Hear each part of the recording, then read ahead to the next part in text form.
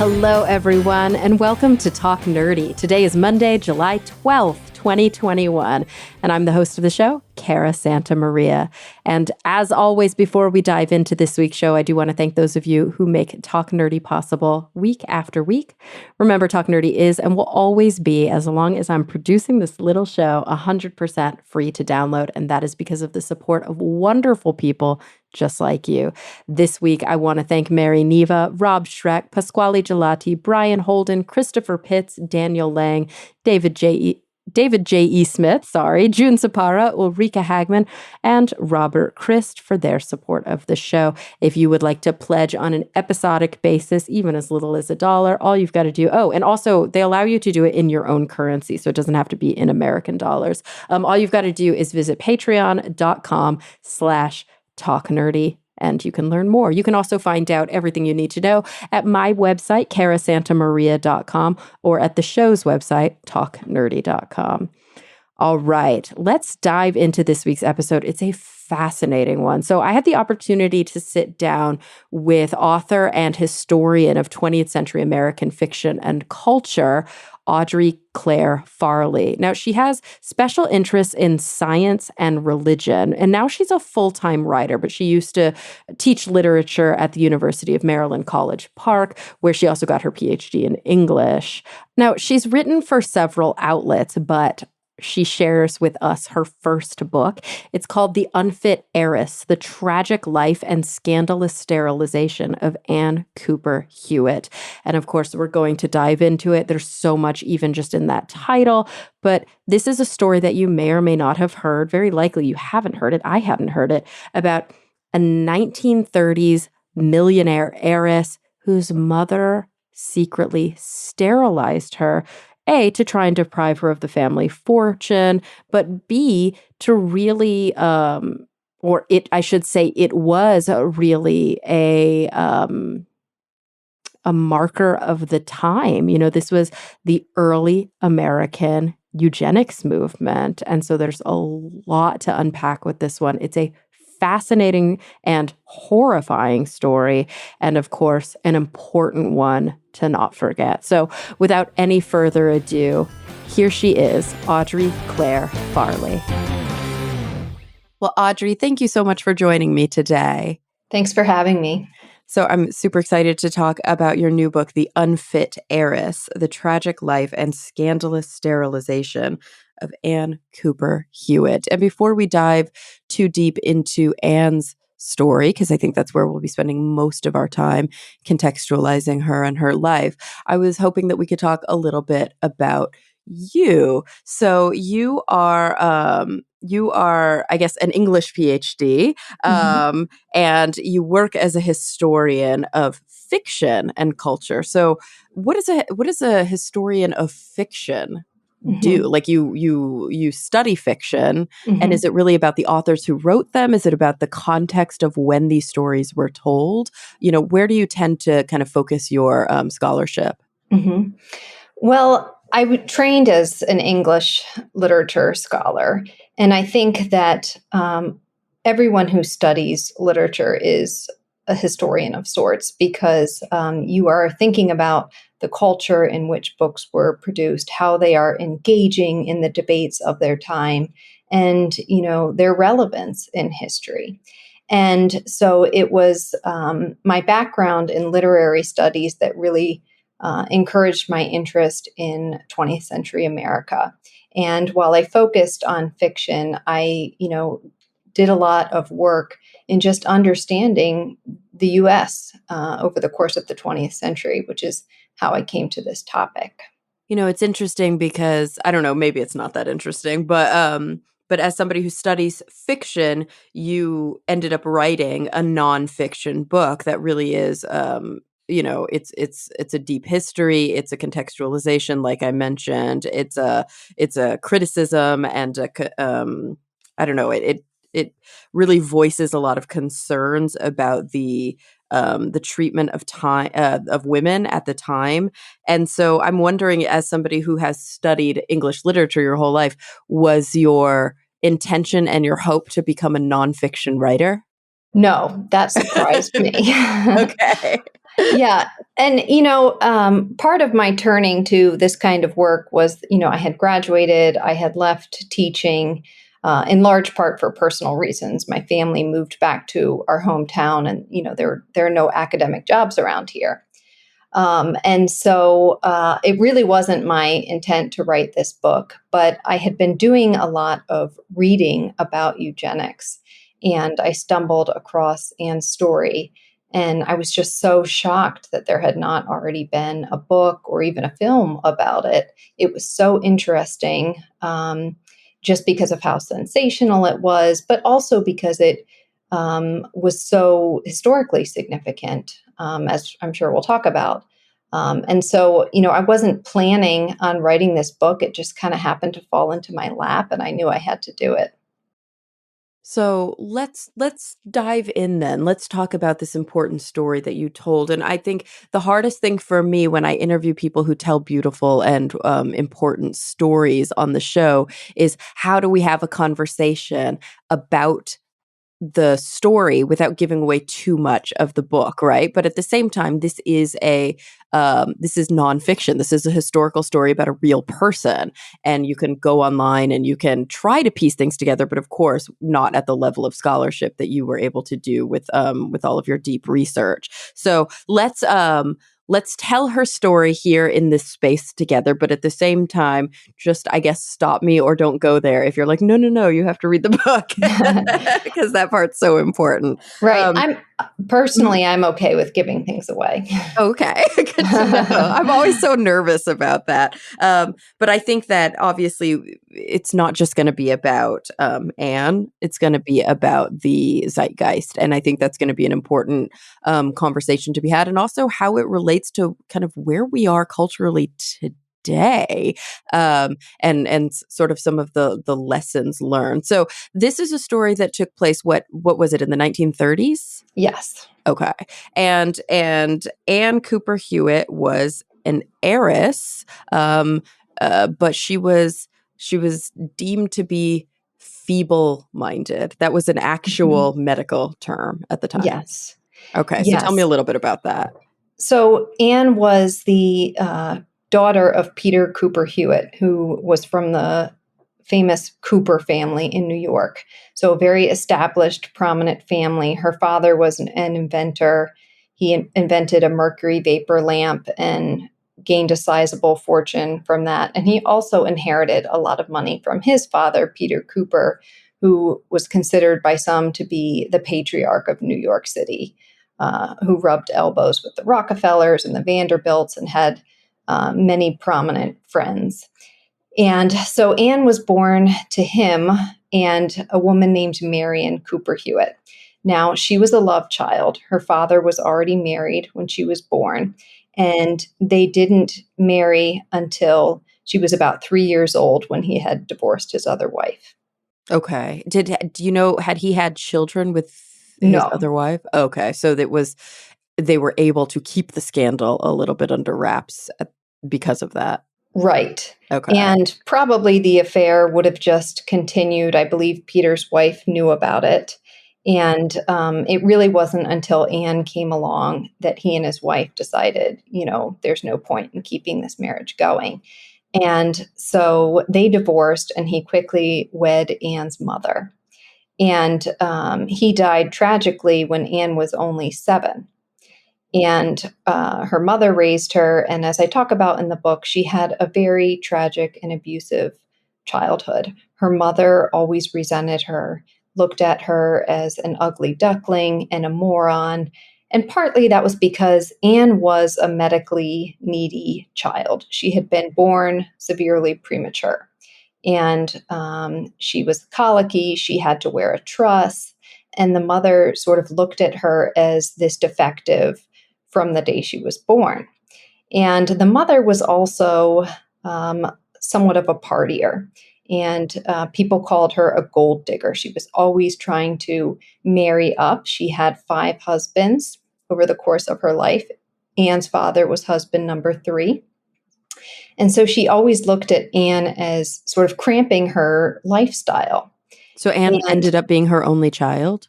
She actually had a child from her first marriage as well, but he was so old that when Anne came along, he had kind of, um, they never really had much of a relationship. Mm-hmm. Okay. Yes. That makes sense. Yeah. So when Anne was shortly before she turned 21, um, her mother, she was out to lunch with her mother one day, and she's suddenly struck with stomach pains. And she has their chauffeur drive them back to San Francisco. And there's a doctor waiting there. And he just says, "Well, Anne, I understand you have appendicitis." And he doesn't even examine her abdomen. Instead, he takes her to another room, and there's a psychologist there, and she begins to pepper her with what are basically civics questions. So, how long is the longest river in the United States? Why did the Pilgrims come to America? Questions like that. And that's where Anne was deemed to be feeble-minded. I see. So kind of an early quote unquote intelligence test, an early cognitive capability test, but really I'm assuming one that didn't have very good norms Yeah. and one that probably wasn't very valid. hmm Well, that was when she was 20. So, Okay. yeah. Yeah, it would have been like the 1950s at that time.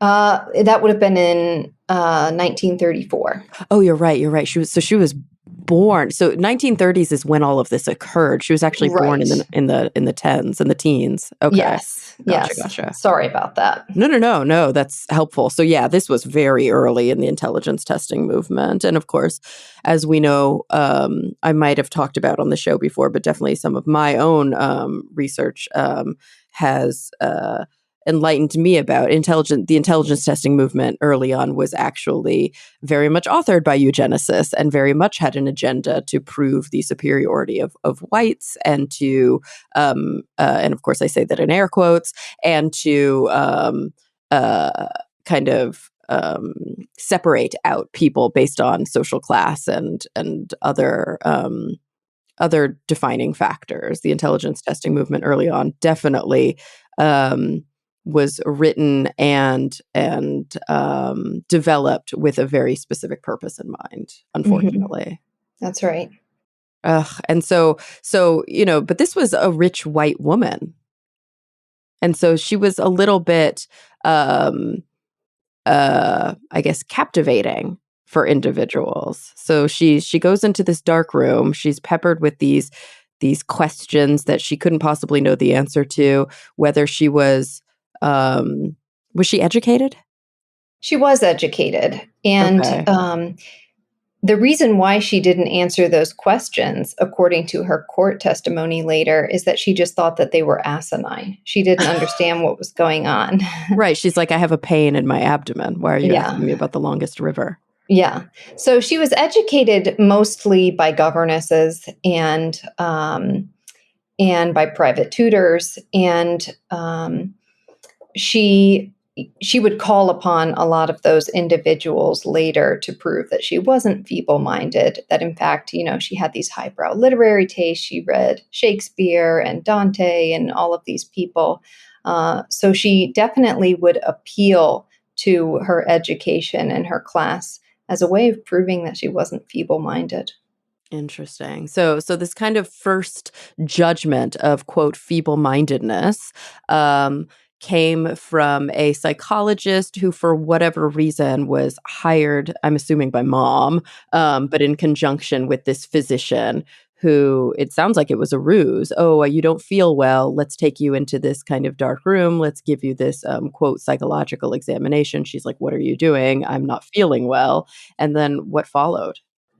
Yeah. So the physicians that the mother had hired, and there were two, one was the one who made the diagnosis that she had been feeble minded and said that she should be sterilized. And then the other was the surgeon, the one who actually performed the procedure. And both of these figures were also told about Anne's supposedly riotous sex life. So this is another important component to the feeble minded diagnosis. The mom says that Anne had been addicted to masturbation since she was 3 years old, and that she was a sex addict, that she had a preference for men in uniform, in other words, working class men. She said that she once caught Anne sitting on the lap of a quote, Negro train porter. And that right there was enough to frighten authorities because a woman who was perceived to be promiscuous was deemed likely to cross the color line. So even if Anne didn't have these proven heritable defects, she didn't have epilepsy or these other conditions, the very fact of her promiscuity was enough to concern eugenicists because her mixing with other races was another way that people could pollute the supposed purity of the white race. So the mom says, she flirts with all these working men, including African Americans. She says that Anne once tried to run away with the chauffeur and that her mother, Marion, intercepted these love letters that contained her pubic hairs. And so the doctors were very easily persuaded that, yes, this woman was indeed feeble-minded, and for society's sake, as well as her own, she needed to be prevented from having children. Wow. And so this really obviously speaks to the racial climate at the time, the kind of real, I guess, purpose of the eugenics movement, which it's interesting. I remember watching a really in-depth, maybe it was an American Experience Mhm. documentary on Yes. PBS. Yeah, it was like a multi-parter about the eugenics movement. And I learned a lot about the climate, the sort of social context of the eugenics movement at the time, that there was almost, and I hate to use this word, but there was almost an innocence to how it was presented and how the American people really um took to the eugenics movement, that it didn't feel to them nefarious. It wasn't contextualized in that way. It was actually like for the social good. Oh, it wasn't like, other races are bad. It didn't have like a Third Reich vibe to it. It very much had a let's try and make sure that everybody has happy, healthy babies. Let's try and make sure that, as human beings, that we're utilizing modern medicine to the best of our ability, not like let's purify the bloodline. And so that it was interesting to me when I watched, because I remember thinking, how could so many people buy into this at the time? Like, was America, I mean, yes, America was that racist, and yes, America was that focused, but at the same time I remember thinking like, oh, even people who maybe weren't overtly white supremacists could have very easily bought this hook, line, and sinker, because it really was sold to them as a way to, just be healthy, to lead a healthier life. Yes. I agree with you. I think that focus on health and eradicating disabilities was a much easier sell. And in fact, a lot of people still today think that the eugenics movement was primarily about eradicating disability. And, to a certain extent, that's true. But if you think about why exactly disabled people were targeted, it comes back to race. So eugenics comes to rise in the United States at a time when there are very intense racial anxieties, when the demographics of the US population are changing.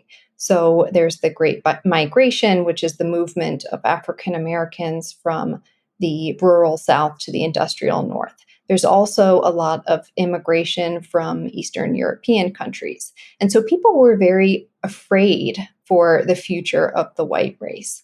And they perceived a need to sort of shore up the strength and the vitality of their own race so that they could, better prevail. And so, yes, they did target, white people in the first few decades of the eugenics movement. It was poor whites, mentally ill whites, disabled, criminals, substance dependent people. But in many ways, those whites were collateral victims of white supremacy.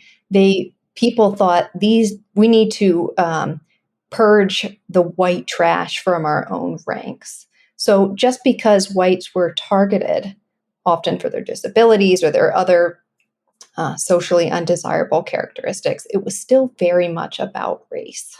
Yeah, and it's interesting thinking about this kind of era, right? Just for context, I think a lot of us, we need to go back. The 30s was so long ago. This was, 100, almost 100 years ago now. Wow, gosh, that's crazy to think about. But this was, you know, decades before the peak of the civil rights movement. That's not to say there weren't civil rights workers, civil rights activists working behind the scenes in the 30s, but this was decades before, like, 1968 was sort of the flagship year that most of us think about when we lost MLK. A few years previous was when we lost Malcolm X. And so the 30s, we're talking segregation, deep segregation still. Like, yes, okay, slavery had been abolished, but this is mandated and government sanctioned segregation throughout most of the US. Although in the North, kind of there were their own, I guess, racial tensions. Segregation wasn't so overt, but the racial tensions were probably no less severe.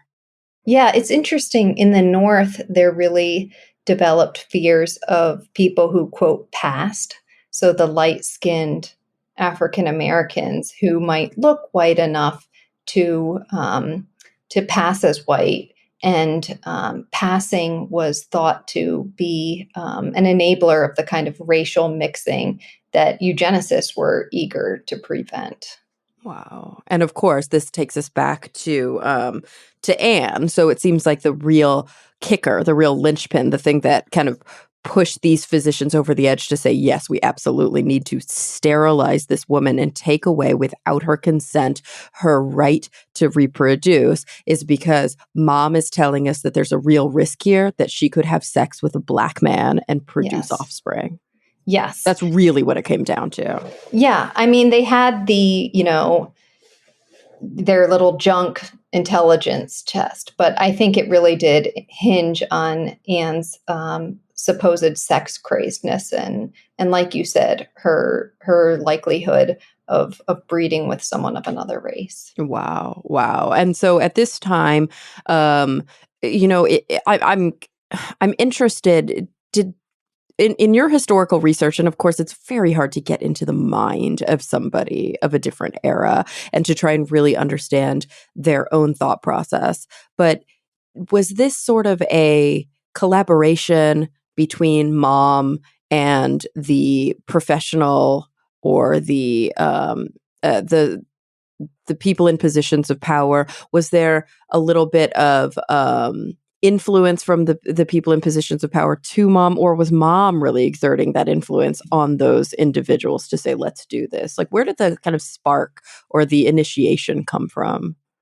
I think it came from her mother. I think she Okay. hatched the plot. She did pay the doctors an extraordinary amount for the surgery. It was like several $1,000s for something that back then should have been a few hundred. So that clearly raised authorities' suspicion. But also, the doctor who ordered the surgery was believed to be, according to the newspapers, one of mom's many lovers. So, he already had a relationship with mom, had probably been hearing about how wild and riotous Anne was. So he was inclined to believe her and also to do a favor for her.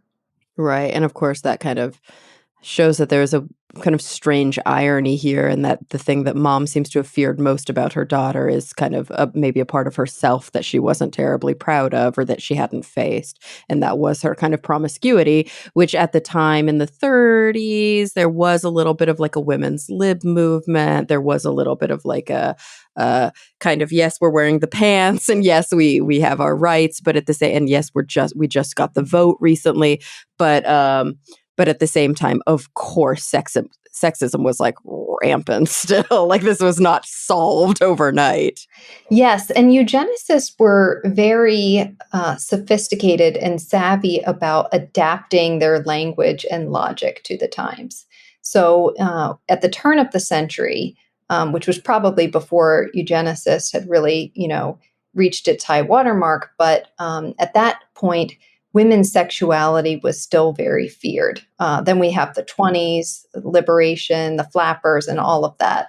And so eugenicists said, well, it's not sexualized women that are such a danger, it's over-sexualized women. And of course, they get to be the ones who define what an over-sexualized woman is. Of And course. so that word came up a lot in Anne's case, that she was oversexed. Yeah, gotcha. Even though mom was, really probably grappling with her own experiences as a woman who was very free and probably very liberated, and sadly Mhm. at a different time, may have felt proud, but there probably was some real self-loathing in that. And as you mentioned, some almost like strange jealousy around her daughter, because her Mhm. daughter was an adult at this point, just barely, but she was Right. an adult.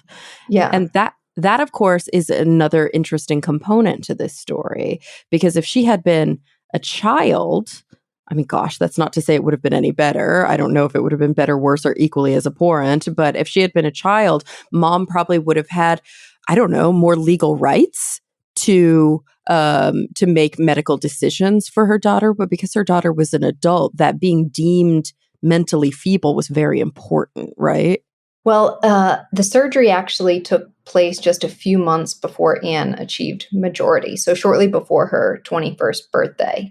And Oh, 21 cut yes, off at the time. yes. Oh, And okay. so I believe that the mom, and I don't know if we've mentioned yet the detail about the mom claiming the inheritance. No, we haven't talked at all about money. Yeah. So Um, the mother, well, the will from Anne's father, Peter Cooper Hewitt, stipulated that 2/3 of his estate, which was $4 million, estimated to be about 59 million by today's terms. Okay, that's a Two lot of thirds, money. Yeah. yeah, 2/3 goes to Anne, 1/3 goes to Marion. But if Anne dies childless, then the money reverts back to Marion. Now, that's a very unusual provision, and the will was changed a few weeks before his death, which is curious.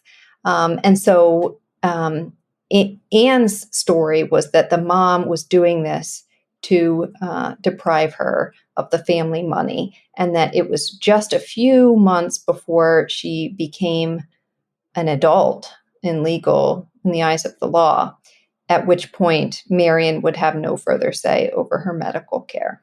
Mm, okay. Oh, that's so interesting. So that is a weird provision. Was there some sort of social context that would explain why, if she doesn't have any kids, she shouldn't get any of the money?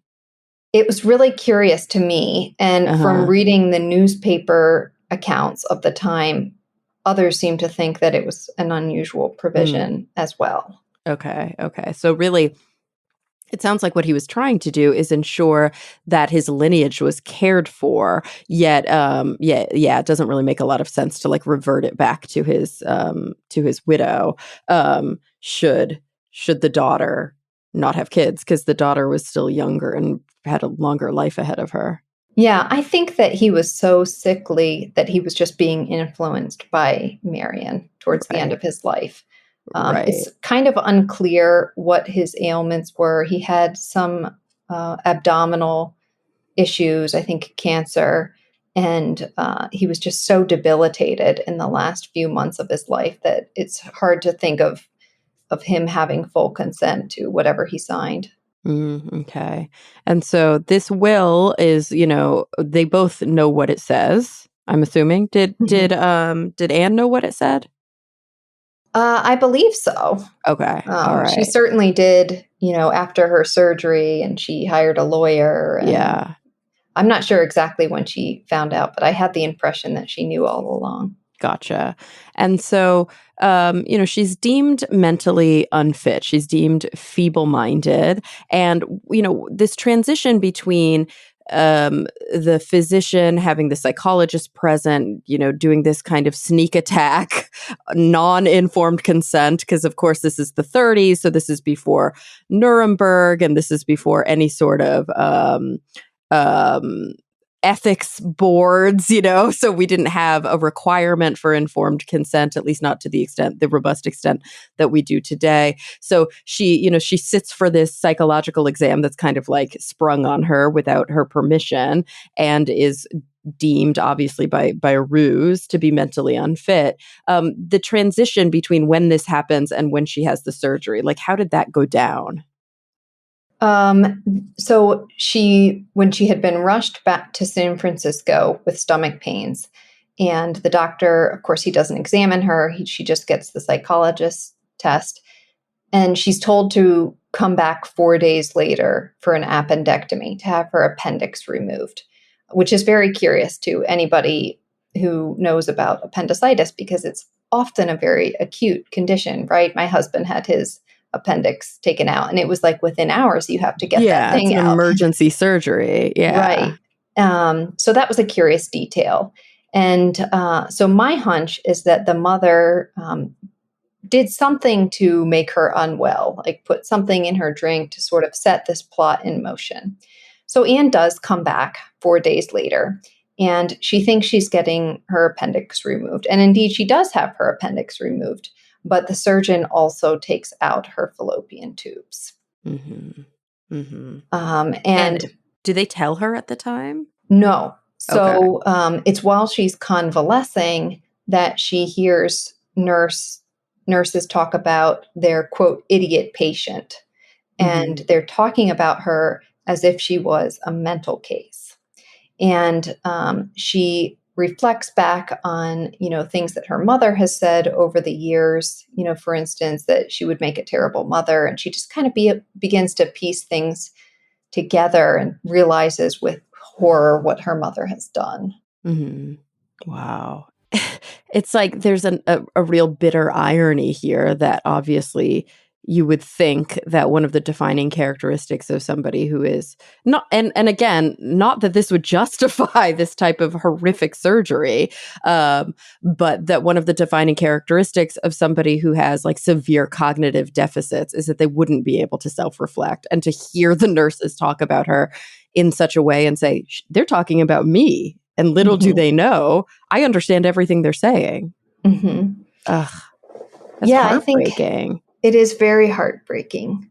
And I think that Anne's cleverness was really demonstrated then when she brought this case against her mother.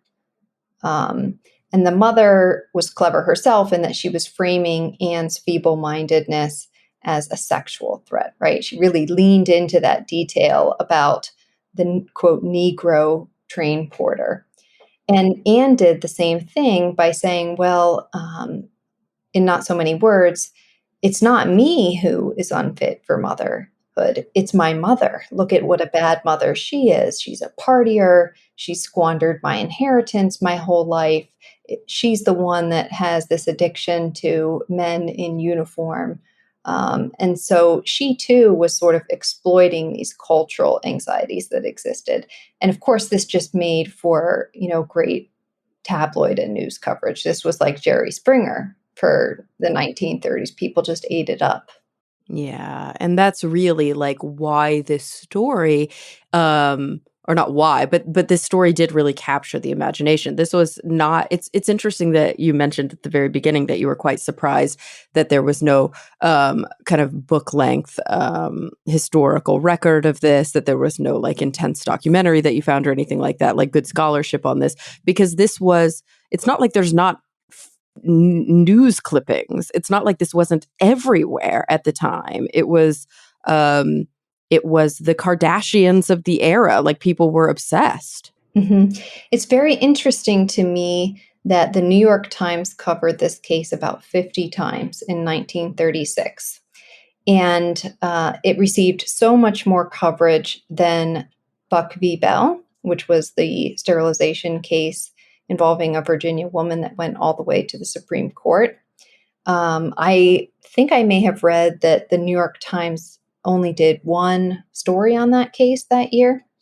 And so the coverage of Anne's case was so extensive, it's just splashed all over the newspapers. And Carrie Buck's case got little coverage. But today, if people know of a sterilization case, it's Carrie Buck's case, and nobody has heard of Ann Cooper Hewitt.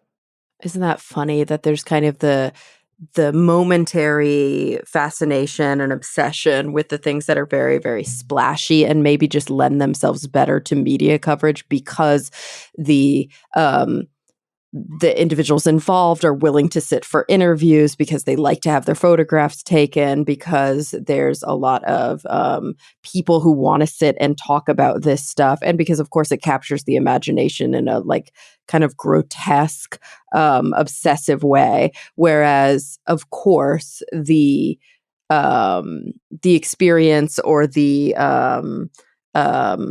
I guess the experience, yeah, that actually affects the historical record is the one that ends up being most salient historically, right? The one that actually set precedent is going to be the one that Yes. we are going to cite later on. Right. Yeah. I think at the time it was also Carrie Buck's poverty that made people uninterested in her, right? Right. Right. People tend not to be bothered about what's happening behind the closed doors of an asylum if they know that it involves people who they perceive to be defective or, waste humanity. But with Anne, I think that it also, beyond interesting people, maybe made them a little scared to think, well, Mhm. if this could happen to this wealthy white heiress, could it happen to anyone? Right. There's almost like a moral outrage in the same way that you see now, where the story of a little beautiful white girl who's, for example, goes missing or is murdered by her parents or is, whatever the case may be, gets so much more media attention than the story, sadly, of a young Black girl or a child who's in poverty. We may not even hear those stories. But I think there's a certain level of course, racially motivated moral outrage, because you're right, it taps into a carnal fear in people in positions of power to say, if that could happen to that child, it could happen to my child, or if that could happen to Hmm. her, it could happen to me. Yeah, I think that's Mm. exactly right. Yikes. And so, of course, up to this point, we've kind of told the story of her first getting sterilized and then finding out while she's convalescing.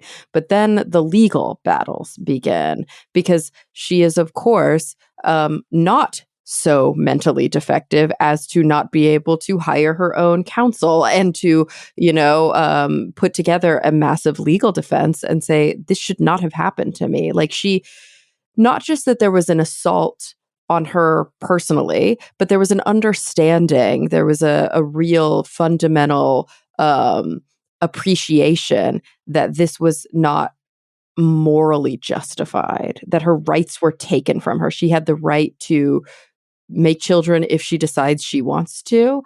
And that was taken from her without her consent, which is at the heart of the eugenics movement, right? Forced sterilization is it's the sort of more polite step prior to genocide. This is how you prevent people from continuing their quote bloodline. That's right. And the legal stuff began with a civil suit that she filed. So in January of 1936, she, with her attorney, files a lawsuit against her mother and the doctors, and she asks for $500,000 from her mother. And that civil suit was quickly piggybacked with criminal charges. So the San Francisco prosecutor just sees this case as, catapulting his career. And so he files what were called criminal mayhem charges against Anne's mother and the two doctors and the psychologist. And there was a hearing, and the psychologist was quickly dropped from the case. The judge felt that, while she had some culpability, she shouldn't be included in these criminal mayhem charges. And so Anne's mother flees for the East Coast. She files an affidavit in her defense, but before authorities can knock on the door of her penthouse, she's already boarded a train for New Jersey. And she actually never returned to California. She was over on the East Coast where, when the case started to heat up and opinion was really beginning to turn against her and she feared a court judgment, she tried to kill herself. And so she was in a hospital in New Jersey. And even after her suicide attempt, she kept getting her physician to say, she's unwell, she can't be extradited. And so what happens is California authorities then decide that they're just going to proceed with the trial against the two doctors. And what really, so they bring that trial in August, but prior to bringing the trial, they begin to consult with eugenicists in California. And there was a man named Paul Popenoe who ran the Human Betterment Foundation in California, along with What a name. Wow. Yeah. And that really does speak back to what we were just talking about, this kind of campaign for, health and wellness, quote unquote. Right. It's such a soft, seemingly innocuous name. And so he has a really interesting history. He had really crusaded to expand sterilization laws in California and also around the US. So in a lot of states, sterilization laws had been enacted, but authorities there were afraid to exercise those laws. And so Paul Popenoe would write them letters and try to assuage their worries and say, sterilization is no more difficult or worse than pulling a tooth. It's just no big deal at all. And so he was corresponding with people in other states, and he was corresponding with German officials. And there were several high-ranking officials who later became involved with the Third Reich, who credited Popenoe specifically for helping to ignite their movement in Germany. Wow. And of course, that's something that I want to turn to in a minute, that we really can't tell this story without telling the story of the, of Hitler's intentions for the final solution, because ultimately this is directly linked. And that's something that I think a lot of people don't realize, is that the Nazi eugenics movement was really, the fire was lit beneath it here in America. Like the eugenics movement really kind of started here. Mm-hmm. And then was influenced a lot of Hitler's policies. Mm-hmm. Yeah, and it was our sterilization laws, but also our Jim Crow laws that really attracted them. And so even in the 1930s, before the world witnesses, the full horror of what the Nazis executed, Germans were taking action to establish their own versions of these programs. So they had passed laws which authorized the sterilization of certain children and disabled people. They had passed laws which forbade marriage with Jews and between Jews and non-Jews. So by the time Anne's case came along, Americans were actually already beginning to develop a distaste for what was happening in Germany without really realizing what was going on at home. Right. Because it was sort of, I don't know, it was sanitized at home. It felt different. And of course, this apartheid state, this Jim Crow state, was the norm.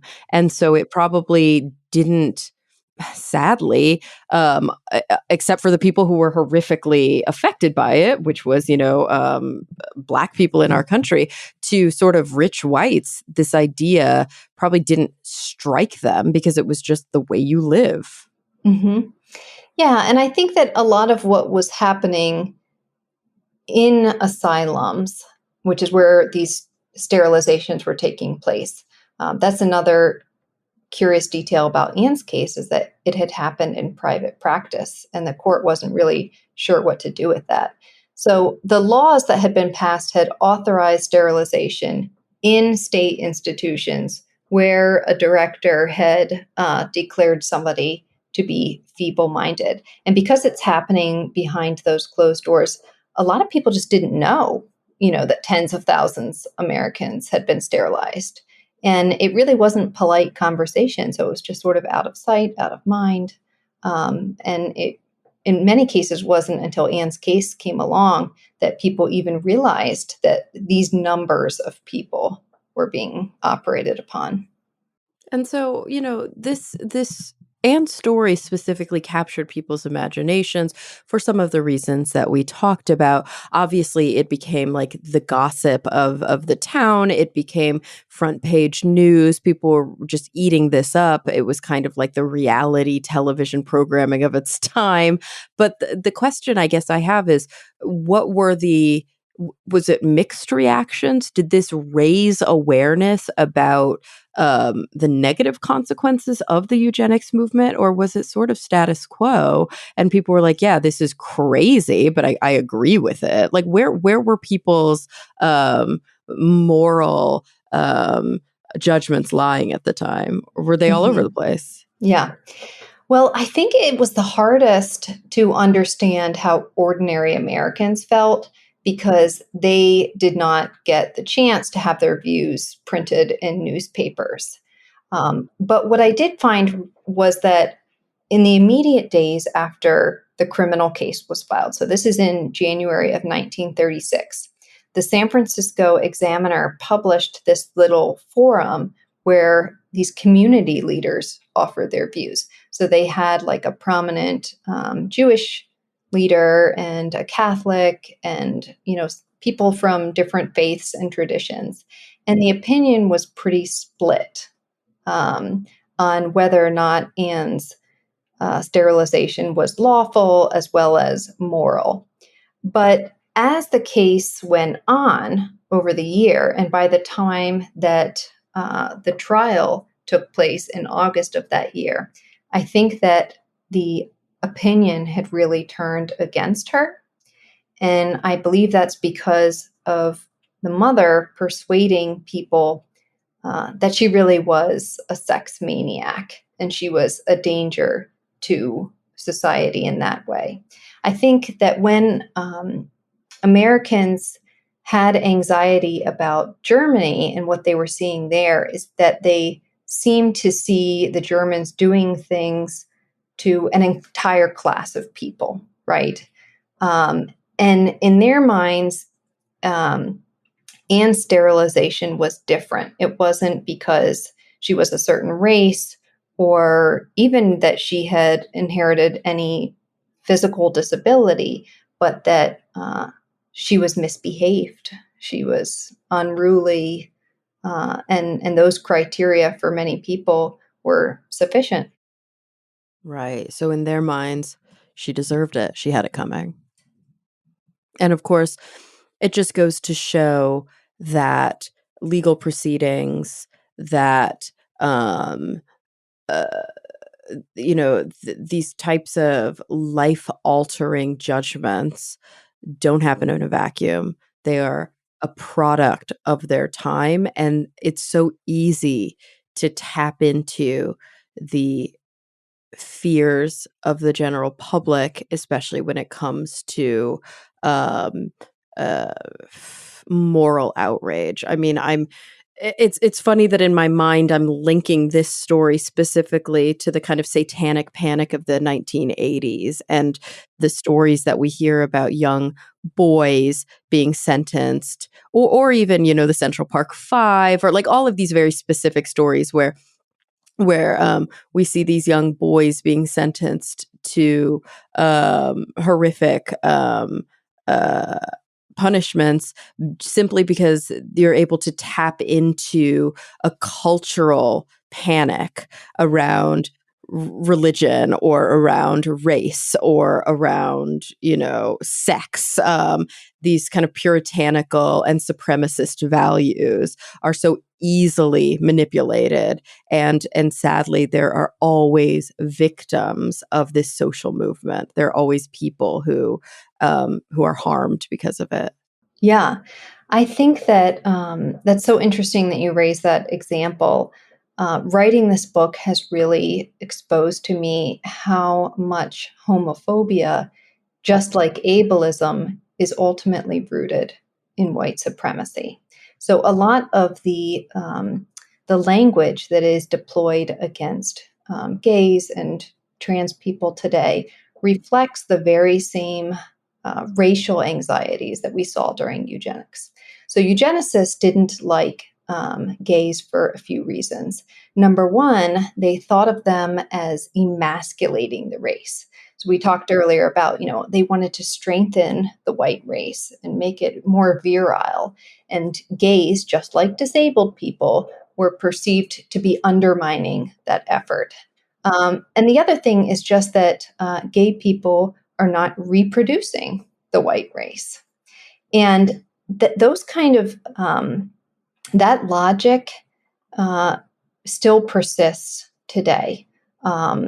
There was a prominent evangelist who, right after 9/11, blames it on gays. And he said that homosexuals were, quote, softening the nation up for Islam.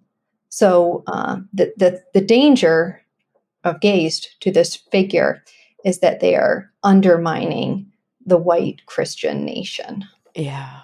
Yeah. Oh, it is interesting too how much white supremacy is really rooted in religion, or I mean, it's hard to say if it's rooted in religion or religion has served as sort of a vehicle for white supremacy, the chicken and egg situation, but there's really an inextricable link there between white supremacy and Christian supremacy, and that these vehicles have served this movement since as far as the American history existed, Mhm. really. Mhm. And not just here in our country, but we've exported that around the world. You see that with, documentaries and stories like in God Loves Uganda about, it's a great documentary I highly recommend, about the anti-gay movement in Uganda, which was basically just exported there from white evangelicals here. Mhm. I mean, Yeah. all these Yeah. roads lead back to sort of Southern white evangelical movements to kind of keep the race pure. And a really fun fact, James Dobson, who is, considered one of the, grandfathers of the modern evangelical movement, got his start working for Paul Popenow in Oh, there you California. go. Right back to Yeah. this man who apparently was very powerful. And how did he maintain, or how did he kind of amass that sort of political sway? Was he especially charming? Was he like, did he have some sort of je ne sais quoi that people really like, did he command a room? Popenow? Yeah. I don't know. I've seen, yeah, that's a really good question. His only degree, his PhD, was an honorary one. So he didn't Okay. even have an academic background. And it's, It- it's hard for me to not assume that he was born of privilege. And yes. that he, was kind of it's that I go back to that like Obama quote that, that like he didn't Oh, earn that. You didn't right. earn that. You didn't build that. You Yeah. didn't build that exactly. Like you just kind of were, yeah, gifted this position and you took it with fervor. And of course, I think, Popenow, like you said, sort of directly influencing kind of important movers and shakers in the Third Reich, and this kind of exporting of the American eugenics movement to the Nazi movement. I think, and that's not to say that it wasn't brewing in Germany already, but it was formalized in America. It was structuralized in America in such a way that that Germany was able to look to these American structures and say, "Look how they did that. That's something that impresses me. That I want to sort of take to the next level." Right? I mean, would you say that that's kind of a good characterization? Yeah, I would. Popenow received, numerous letters from figures over there in which they were thanking him for his work. And I've also read that at the Nuremberg trials, part of the defense that Nazis offered was, well, we got our blueprints from the US. So just pointing the figure back to us. Mhm. Yeah. And so, you know, I know that these obviously supremacist values persist. We know this, and we saw a resurgence during the Trump administration. And that's not a resurgence of something that was lying dormant. It was always there, but it was like able to be codified and brought out into the light, right? Because there were dog whistles being blown. And, we know that this kind of cultural movement at times lays dormant, at times is outspoken, but is always kind of persisting. There's a really good Frontline, I think the most recent Frontline documentary that just came out is about the rise of the neo-Nazi movement back in Germany and sort of the strictures around it and the lack of sort of policing around it in the community. Obviously, we know that these kind of right-wing fundamentalist values exist throughout the world. But I guess the question is like, what changed? Germany obviously, or I should say World War II obviously shone a specific light, not just on what was going on, in the European campaign, but also did it shine a light on ourselves? Were we able to self-reflect at all and say we're moving in the wrong direction? Like looking back, with hindsight, how would you say that the Nazis actually affected our own eugenics movement here at home? I think that they only pushed us to find new forms for eugenics. Right. So kind of affected what we think of as polite and out in the open. Right. And Yeah. one of those one of the ways that eugenics shape-shifted after the war was by focusing not on negative eugenics, which is sterilizing the unfit and seeing that those kinds of people don't reproduce, to positive eugenics, which is getting the right people to reproduce. And the right people, the fit people, are able-bodied, middle-class whites. And that's actually the turn that Popenoe took after Anne's case, is that he just switched to the other side of the coin. He opens up a new institute, and this one is called the American Institute of Family Relations.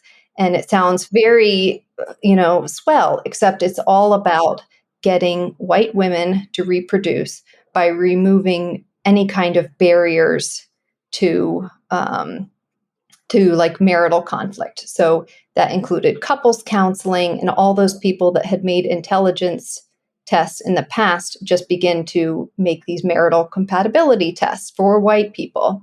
And so couples counseling, making sure people are compatible, which was often a code for the same race. So, if you were white and you were interested in a Black person, you were not compatible, and they would try to discourage that marriage. And trying to eliminate things like pornography within marriage or masturbation or anything that they saw as presenting a conflict between a man and a wife. And that's how that Dobson became very involved. He talks a lot about family values. That's a big term in evangelical culture. He gained that from Popenoe and from the eugenics movement. Wow. And so, here kind of at the close of the hour, I've got some other questions that I want to ask you that I ask all my guests right at the very end. But before we get to that portion of the show, I'd love to know what happens of Anne. How does her story play out? And did people care at that point? So the judge in the case ended up dismissing the criminal charges against the two doctors before it could even go to a jury. And that's because he didn't believe that a crime had been committed. And after that, she still had the opportunity to see her mother be tried, but she decided that she was not going to testify against her mother after all. And I believe that was because she and her mother, in this really weird, strange way, had bonded over the last year, even though they were on opposite sides of the coast, in that they both received a kind of thrashing by the media. They had both been on trial as unfit mothers. And in a weird way, they kind of understood each other at a level that they hadn't before. And I think also that Anne felt sorry about her mother's suicide attempt, and she didn't want to be the reason why her mother tried again and was successful this time. And so, much to the anger of the prosecutors, she said that she wasn't going to testify. She then married, and interestingly, just like her mother, had 5 husbands. Oh, wow. Yes. And for different reasons. I think her mother was always trying to improve her social station, and Anne was really after love. And she was somewhat of a lost soul, and she would have hope that a relationship was going to work out, but the person was using her, either because of her money or her fame and notoriety. And that so she was always in pursuit of love, whereas Marion was marrying for money and these other things. And of course, they didn't lose their fortunes through this, did they? No. So Marion died about 3 years after the case. She died of a stroke in New York. She had actually called Anne about a week before her death, saying that she wanted to reconcile. And Anne didn't know what to do with that. So she didn't call her back. And then when her mother died, she experienced such remorse. She traveled to New York to bury her. She was photographed weeping at her mother's graveside. And the newspapers and I interpret that as her forgiving her mother. But she didn't lose the money. She had the money. Her husbands, many of them, were after it.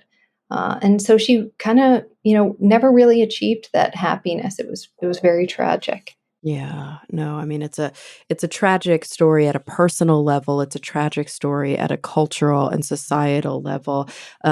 It's a tragic story in that we probably didn't learn very much from it. Hopefully, some of the right people did, and it really did help some activists see something that was quite hidden, as you mentioned, and quite buried within the asylum systems. It brought out to light some of the risk of the eugenics movement, but at the same time, it did, and in many ways, as you mentioned, become historically buried. Like most people have not heard of this story, and this is their first time to. I mean, definitely that was the case for me when your book came across my desk. This is the first time to ever be thinking about this specific story. hmm Yeah, and I'm really glad that I got to tell it. And I should have mentioned earlier the book of Wendy Klein, who was where I encountered Anne's story. She wrote an academic book about the eugenics movement. It's called Building a Better Race, and she had a chapter on Anne. So I'm very grateful to her for the scholarship that she did that drew me to this story in order to be able to tell it. Right. Yeah. Yeah. I mean, yes, it's obviously so important that there have been individuals working on these important kind of social problems academically, but of course, it's also very important that the general public become aware that these things, again, just like where the asylum sterilizations were sort of happening behind closed doors, that this thick dividing line between academia and society. Become thinner. And I think that's obviously what we try to do on this show with science communication. That's what you tried to do by writing a popular book about something that has historically. Well, it was popular at the time, but then, of course, it fell into these sort of more academic circles, and so it's so important that this story is being told. Audrey, I was hoping that before we go, that I could ask you the same 2 questions that I ask all of my guests on the show. And of course, here on Talk Nerdy, I interview mostly scientists and science writers. And your story was so important because it does tap into some of those important. God, I just said the word important like 3 times. It does tap into some of those meaningful takeaways that still touch on these kind of scientific constructs. Anyway, that's all just to say that I'm interested in how you answer these questions, because individuals from all walks of life have been posed these questions in the past. So they're sort of big picture, kind of broad. Are you ready for them? Okay. So when you think about the future in whatever context is, of course, relevant to you right now, you kind of are holding the reins with that. Number one, I want to know, what is the thing that keeps you up the most at night? So this could be personal, professional, social, cultural, national, global, cosmic, whatever the context is. What is the thing that's keeping you up the most at night, thing you're most concerned about, maybe pessimistic, maybe even cynical about? And then on the flip side of that, to end on a more positive note, what are you genuinely, authentically hopeful for? What are you looking forward to? Where does your optimism lie? Mhm. So my answer to both of those questions is connected. Um, what keeps me up at night? Um, I think about a question that Dr. King was asked towards the end of his life. He was asked what he perceived to be one of the mistakes that he'd made in his movement. And he said that he had overestimated the moral integrity of white Christians. And I am seeing what's happening in the news and even in my family, people that I love, and seeing how uh, the lengths that they are willing to go to, which include undermining democratic norms and suppressing the teaching of history in public schools, all to um, preserve some kind of power or idea of their heritage, or, there are many different reasons. And that really concerns me. But Before you go to your but, I it triggers in me this. I'm remembering back to when I had Elaine Weiss on the show to talk about her book, The Woman's Hour, about the women's suffrage movement here in the United States. And specifically, that this really, you cannot talk about that story without talking about race. And I remember, how what a wonderful job she did to open my eyes to the idea that sort of, uh, you know, this women's movement was all good and well, and it was very unified up until there was a concern that Black women might derail it, or there was a concern that, maybe people wouldn't catch on if they saw Black women out in front. And so there were all of these, like, it was not monolithic, and it was in many ways crumbled at the hands of white women who were torn between saying, the vote for all women, and saying, but maybe not you guys yet. Maybe you guys are this is a concern for me. And it just kind of speaks to exactly what you're talking about. This, like, I remember the letter from a Birmingham jail when Dr. King wrote about how it's not the Klanner, it's not the citizens counselor, it's the white moderate who just sits there and goes, I don't really want to ruffle any feathers or change the status quo. That's what's really preventing progress. The extremists, we know they're there and we can fight them head on. But if the bulk of the people who should have moral outrage are like, but my position is too comfortable, it's why it's not enough to be not racist. You have to be anti-racist. And yeah, it's like, this just, what an important point you just made. And I just wanted to kind of reinforce it and link it to some things that were happening in my mind.